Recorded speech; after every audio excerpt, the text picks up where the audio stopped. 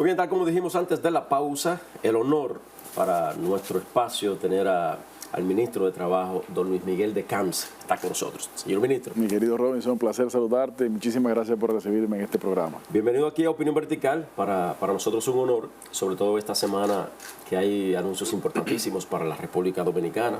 Así es. Para el sector trabajador, del sector del ámbito empresarial, sector privado. Y bueno, aquí está el ministro para que nos amplíe. ¿Qué sucedió el miércoles? Bueno, en primer lugar, nuevamente dar las gracias, Robinson. Siempre un placer poder compartir contigo, con toda tu audiencia. Lo que ha sucedido esta semana no es más que un paso adicional en la construcción de la mejor calidad de vida de los dominicanos. ¿A qué yo me refiero?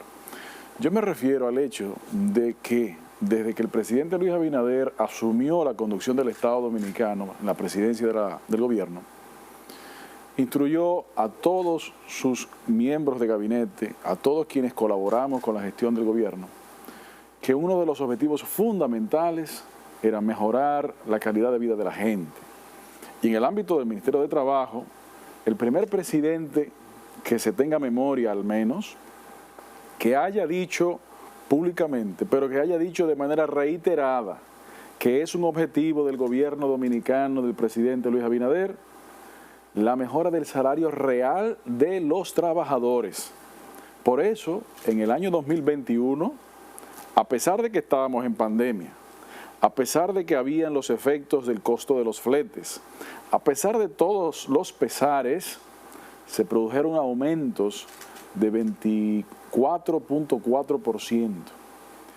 Y luego de eso, con la entrada en escenario de la guerra y con los efectos inflacionarios internacionales que ésta ha producido en todo el mundo, incluyendo la República Dominicana, de manera importada, para todo el mundo.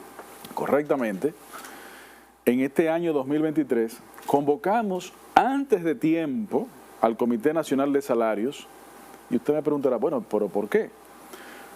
Por una sencilla razón. Porque el gobierno del presidente Luis Abinader tiene la visión de que el poder adquisitivo de los trabajadores no se erosione, no se reduzca, no llegue a niveles más bajos de los que se han ido logrando.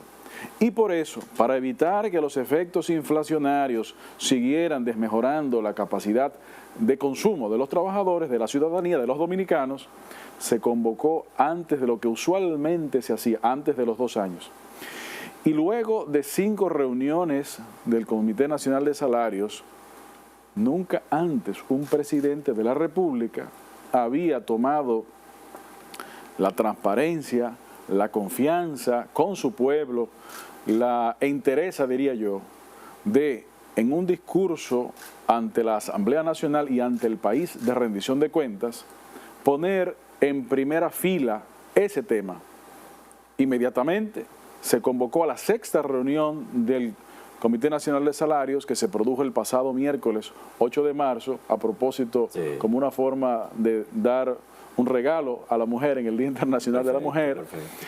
Y se produjo otro nuevo aumento de salario para las empresas del sector privado no sectorizado. ¿Por qué se determinó las 2 partidas? Lo primero que hay que señalar es que en 2 años aproximadamente, Robinson, hemos producido, oye bien, 18 aumentos salariales. 18. 18 aumentos salariales, con el de esta semana el número 18. ¿Por qué? Porque ha habido el primero, que fue del julio del 21, del no sectorizado. Posteriormente, el del sector turístico. Posteriormente, el del sector de zonas francas. Posteriormente, el de construcción, pero el de maquinarias pesadas. El de, bueno, son 17, incluyendo el de trabajo doméstico. Y todos ellos lo completamos hasta el 22. Y ahora que volvemos a retomar el ciclo, comenzando nuevamente, este es el número 18, y todos, Robinson, de consenso, pero no solamente eso, todos por encima de la inflación acumulada. Y todos ellos, vuelvo y te señalo... Eso fue lo que más atrajo a la sociedad. Por supuesto, porque es que... Ustedes hablaron de que estaba por encima de la inflación para que acaparara esa parte. Y por eso, hacerlo en 2 versiones. ¿Por qué? Porque no es solamente la mejora salarial, es también la mejora de la capacidad productiva, de forma y manera que las empresas paguen más a los trabajadores, pero también tengan mayor capacidad productiva, que creen más empleos. Perfecto. Y creen más empleos de calidad. Y por eso el equilibrio de ir aumentando de manera consistente en eso. Antes del aumento de salario del 2021, la canasta básica familiar, en comparación con el salario mínimo más alto, estaba todavía por encima, pero faltaba cerca de un 30% para poder alcanzarlo. Perfecto. Con la decisión del año 2021 del aumento del salario, mejoró el salario real de los trabajadores, es decir, aumentando la capacidad de ese salario de comprar más productos de la canasta básica en más de un 80 y tantos %. A partir de la resolución producida, repito, de consenso, en esta misma semana, por encima del 90% se coloca el salario mínimo no sectorizado más alto para alcanzar la canasta. ¿Qué quiero yo decir con todo esto? El gobierno tiene una visión muy clara. La política de mejora de la calidad de vida de las personas, de los trabajadores, tiene que ir para que el ingreso de las familias sea suficiente para cubrir sus necesidades básicas. Perfecto. Y eso en la República Dominicana todavía no se ha materializado, pero en este gobierno estamos encaminados de manera consistente en lograr eso. Por eso el aumento de 2021, por eso el aumento recientemente acordado, y se van a seguir produciendo los diálogos y discusiones necesarias para que ese incremento de la capacidad de consumo, la capacidad de compra de las personas siga subiendo y poder tener entonces mejores condiciones de vida para todos los dominicanos. Yo citaba en la semana, señor ministro, el contrato social de Rousseau, de Jean-Jacques Rousseau, cuando hablaba del contrato social. Y yo decía que, tomando en cuenta el consenso que usted resalta, el compromiso social que hizo el gobierno ahora este miércoles, en un momento determinado el empresariado se notó un tanto limitado por el aumento, porque estaban hablando, ¿no?, que si aumentamos tendremos que cancelar personal. En este momento, ¿qué pasó ahí? ¿No hubo restricción? ¿Todo pasó bien? Bueno, sin duda todo pasó bien porque el consenso se produjo. Se produjo, por claro. Supuesto, pero mira, Robinson, una de las cosas más interesantes de la cartera del Ministerio de Trabajo es que es un espacio de confluencia de intereses legítimos en donde se tiene que producir el diálogo social para que se produzcan las soluciones atendiendo a los intereses que también son legítimos. Todos estos intereses y todas estas discusiones arriba de la mesa con las cartas abiertas. Es normal que cada uno de los sectores tenga el interés de empujar su visión. Para eso es el diálogo social. Por ejemplo, el sector gobierno ha declarado, y repetimos nuevamente hoy aquí, que tiene una visión muy clara: seguir aumentando el salario real de los trabajadores para que en un plazo corto de tiempo logre cubrir la canasta básica familiar. Eso es un objetivo que este gobierno tiene y lo vamos a seguir materializando. Por lo menos con el primer quintín, ahí estamos viendo que ahí no hay problema en esa parte. O sea, el primer quintín estará cubierto con esta medida, pero hay quienes dicen, pero ¿y qué pasará con los demás? Porque aquí hay un salario mínimo que va al segundo, que oscila de 25 a 28.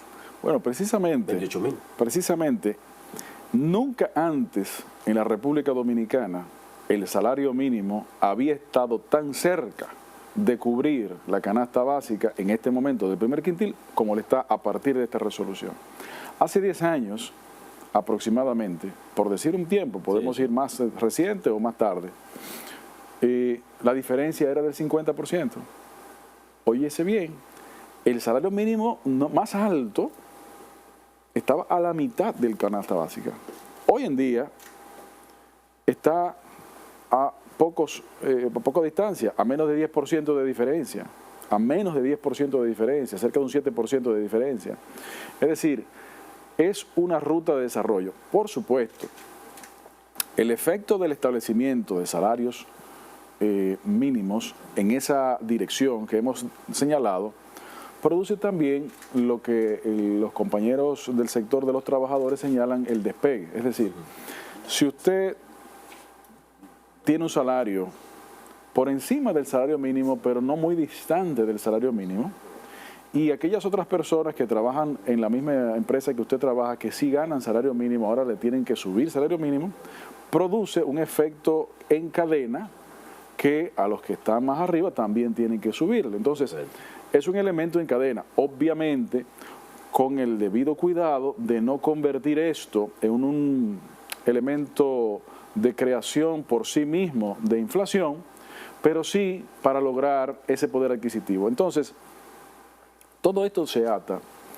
también a lo que ha sido la política de protección de la ciudadanía, la política económica. Cuando el presidente Luis Abinader alcanzó la presidencia, agosto del 2020, recuerda que estábamos en el peor momento de la pandemia. Habían cerca de 400.000 personas que habían o perdido su trabajo o que estaba su trabajo en estado de suspensión. En 13 meses, en septiembre de 2021, esos empleos que se encontraban en esa situación se recobraron. Pero de esa fecha y al cierre del 2022, sobre todo en el 2022, además de recuperar lo que se había perdido en la pandemia, se agregaron 89.000 nuevos empleos formales del sector privado. Repito, formales del sector privado. Esto, a pesar de que habíamos aumentado el salario en el 21, también en el 22 y ahora en el 23.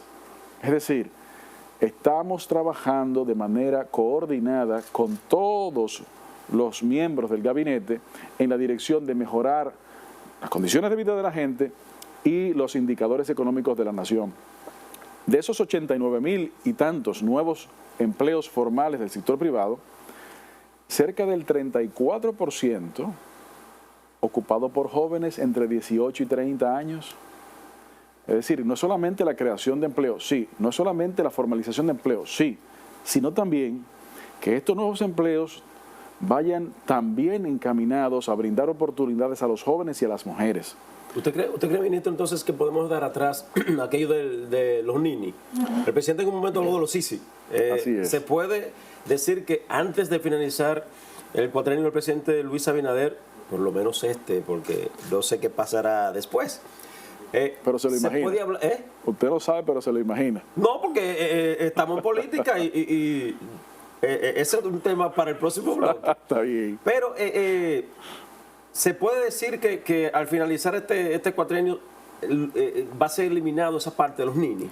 Precisamente por ese lastre histórico que el país ha ido teniendo, Correcto. sobre todo después de 20 años de desgobierno de los PLDistas y los PLDosos, es que este gobierno de transformación, es que este gobierno de transparencia, es que este gobierno que combate la corrupción ha estado también atendiendo esa problemática, dando preferencia de oportunidades a los jóvenes y las mujeres, no solamente en la inserción laboral. Por ejemplo, el Ministerio de Trabajo desarrolla el proyecto República Dominicana Trabaja.